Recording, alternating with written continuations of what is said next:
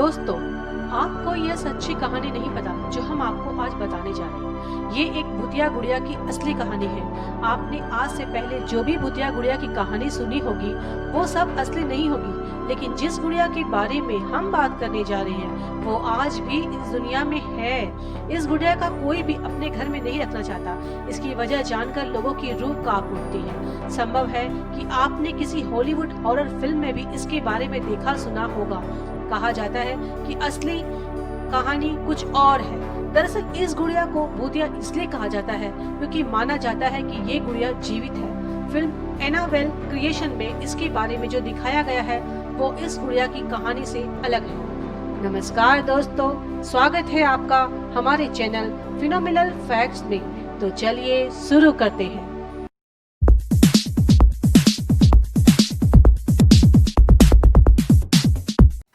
American लेखक Johnny ग्रुएल ने सबसे पहले अपनी एक रचना में जिसका जिक्र किया था, लेकिन सच ये है कि बेहद रहस्यमय ढंग से ये डॉल उनकी जिंदगी में आई थी। इसके बारे में जानकर आपको बेहद ताज्जुब होगा।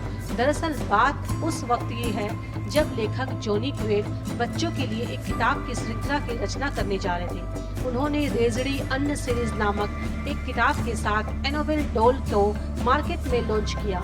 उनकी यह किताब लोगों के लिए बेहद रोचक विषय थी। डॉल के पीछे छुपी अनोखी कहानी ने लोगों को इसे जानने के लिए मजबूर कर दिया। बात उस वक्त की है जब जॉनी ग्रुएल को अपने घर के बैकयार्ड में यह डॉल मिली थी। जब उनको बेटी मार्शल पैदा हुई थी, उसी डॉल से वह हर वक्त खेलती रहती थी। जॉन ने जब अपनी बेटी को डॉल के साथ खेलते हुए देखा तो उन्हें रेजरी अन्य स्टोरीज लिखने की आइडिया आया। पर दुख की बात ये थी कि 13 साल की उम्र में ही मार्शल की मौत हो गई।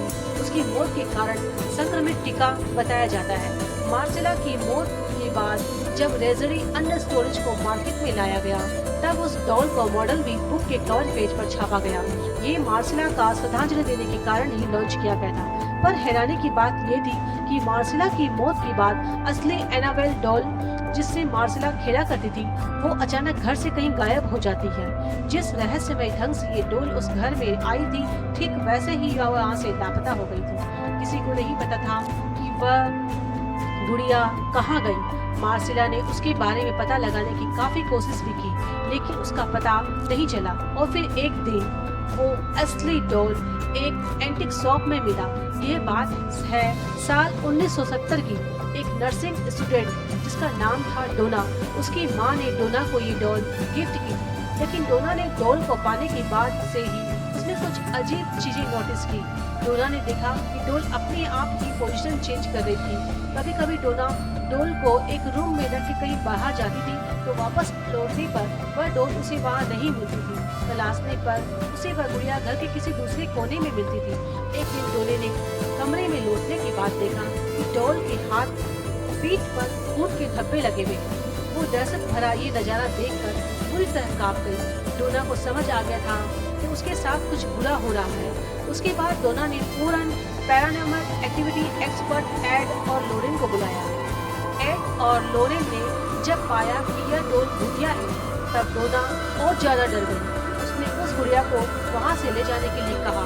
एड और लोरेन उस वक्त उस गुड़िया को अपने साथ कार में ऑकलैंड म्यूजियम में ले गए, लेकिन कार से जाते वक्त ही डॉल ने कुछ ऐसी हरकत शुरू कर दी जिसका अंदाजा उन दोनों को नहीं था। दरअसल गुड़िया ने अपनी पूरी ताकत से उन्हें रोकने की कोशिश की। गुड़िया ने बार बार डालकर स्टीयरिंग घुमाकर कोशिश की, माना कि वो उन्हें कहीं और ले जाना चाहती है। बड़ी मुश्किल से एड और लोरेन अपनी मंजिल तक पहुंचते हैं। एड और लोरेन उसे साबित भूतिया डॉल को अपने म्यूजियम में मंत्र से एक कांच के बक्से में बंद करके रख देते हैं। माना जाता है कि आज भी उसकी भूतिया ताकत एक्टिव है। इसी कारण से उसके पास किसी को जाने नहीं दिया जाता। कैसी लगी आपको हमारी ये कहानी? बताइए हमें कमेंट बॉक्स में। चैनल पर नए हैं तो सब्सक्राइब करना ना भूलें और नोटिफिकेशन बेल को ऑन करें ताकि आप कोई भी कहानी मिस न करें। धन्यवाद।